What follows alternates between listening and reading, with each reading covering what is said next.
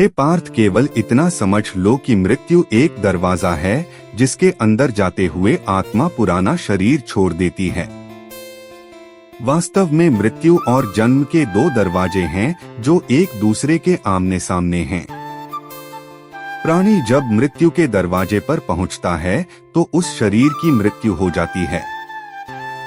फिर आत्मा का प्रकाश उस शरीर को छोड़कर आगे चला जाता है और फिर वो प्रकाश नए जन्म के दरवाजे में प्रवेश करता है, जहां जीवात्मा को फिर से एक नया शरीर प्राप्त हो जाता है और वहां से उसके नए जन्म की नई यात्रा शुरू हो जाती है। संगीत, हे पार्थ, आत्मा नित्य है, इसलिए वो नहीं बदलती, परंतु शरीर नाशवान है, इसलिए एक ही आत्मा के कई शरीर बदलते हैं। इसलिए हर नए जन्म में वो नए नए शरीर धारण करता रहता है। हर नए जन्म में आत्मा नए नए शरीर तो बदलता ही है, बल्कि हर एक जन्म में भी उसे जो शरीर मिलता है वो एक शरीर भी उसी जन्म में बदलता रहता है। नहीं एक नहीं अनेक शरीर मिलते हैं एक ही जन्म में। मैं अब भी नहीं समझा प्रभु, मैं समझाता हूँ। याद करो अपना बचपन, उस समय अर्जुन का शरीर कैसा था, एक बालक का, और आज वो शरीर कहाँ है? वो शरीर तो बदल गया इस शरीर में, अर्थात वो शरीर नहीं रहा। आज तुम्हें एक युवक का शरीर मिला है। इसी प्रकार प्राणी को जन्म के समय जो शिशु का शरीर मिलता है, वही शिशु का शरीर काल के प्रभाव से एक बालक का शरीर हो जाता है। फिर वो किशोरावस्था में आता है, फिर एक जवान पुरुष का शरीर बनता है, फिर अधेड़ उम्र का, फिर बूढ़े का रूप लेकर अंत में एक सूखे पत्ते की तरह जीवन के वृक्ष से टूटकर गिर जाता है। इस प्रकार जो शरीर पल पल छिन छिन अपने विनाश की ओर बढ़ रहा है, उस शरीर के मृत्यु का शोक ज्ञानी जन नहीं करते। इसी रूप के लिए शास्त्र कहते हैं, कृष्णम वंदे जगतगुरु, फूल की भांति हमारे शरीर अपने प्रकृति के कारण जन्मते हैं, बच्चे बनते हैं, जवान होते हैं, फिर वही जवानी मुरझाने लगती है जिसे बुढ़ापा कहते हैं। और उस वृद्ध शरीर को जब आत्मा छोड़ देती है तो उस शरीर की मृत्यु हो जाती है।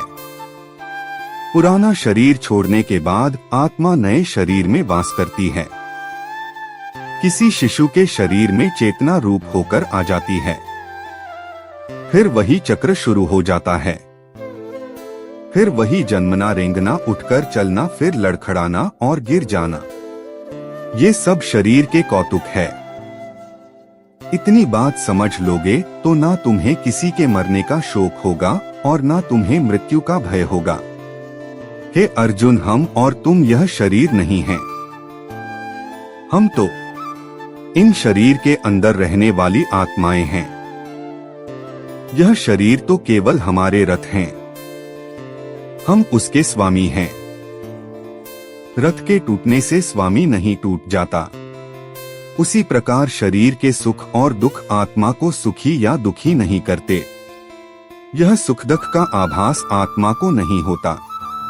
केवल शरीर को, आत्मा को कुछ नहीं होता, क्योंकि यह होना ना होना, सुख दुख, सर्दी गर्मी, ये सब प्रकृति के नियम है।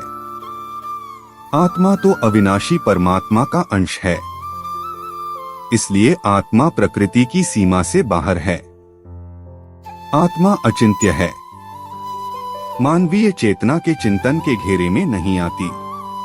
अर्जुन, आत्मा पर प्रकृति और सृष्टि के नियम लागू ही नहीं होते, क्योंकि वह सृष्टि और प्रकृति दोनों ही की पहुंच से बाहर है।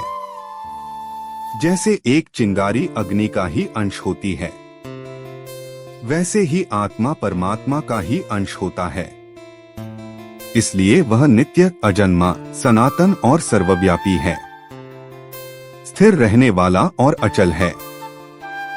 हे पार्थ, आत्मा को ना कोई शस्त्र काट सकता है, ना उसे अग्नि जला सकती है, इसको जल नहीं जला सकता, ना इसे वायु ही सुखा सकती है। हे अर्जुन, यह सब समझकर तुम्हें ना किसी के मरने का शोक मनाना चाहिए और ना किसी के ना मरने की खुशी का प्रदर्शन करना चाहिए।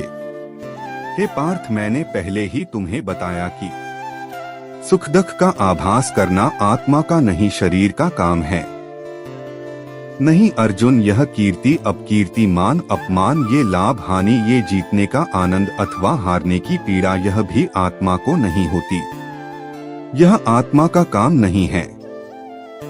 यह तो मन की शरारत है। मन की शरारत, इसका क्या अर्थ है केशव? पार्थ, प्राणी के शरीर का एक अदृश्य अंग है मन, जो दिखाई नहीं देता परंतु वही सबसे शक्तिशाली हिस्सा है शरीर का।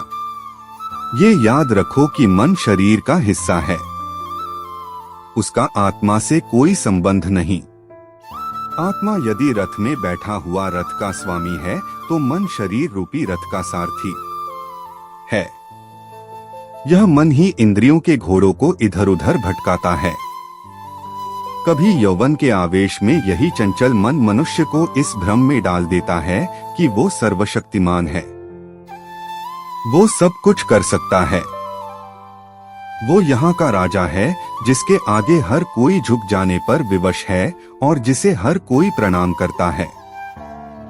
जिस तरह दीपक की बाती को दीपक तले छुपा अंधेरा दिखाई नहीं देता, उसी तरह जवानी को उसके पीछे छुपा बुढ़ापा और कमजोरी दिखाई नहीं देती, परंतु जब शरीर के दीपक में यौवन शक्ति का घी जल जल कर समाप्त होने लगता है और दीपक तले छुपा अंधेरा पड़ने लगता है तो मनुष्य घबराकर चिल्लाने लगता है, मैं बीमार हूँ। यह रोने का नाटक भी मन ही करता है। हे अर्जुन, मनुष्य को मैं के घमंड की मदिरा पिलाकर मदहोश करने वाला पाखंडी केवल मन है।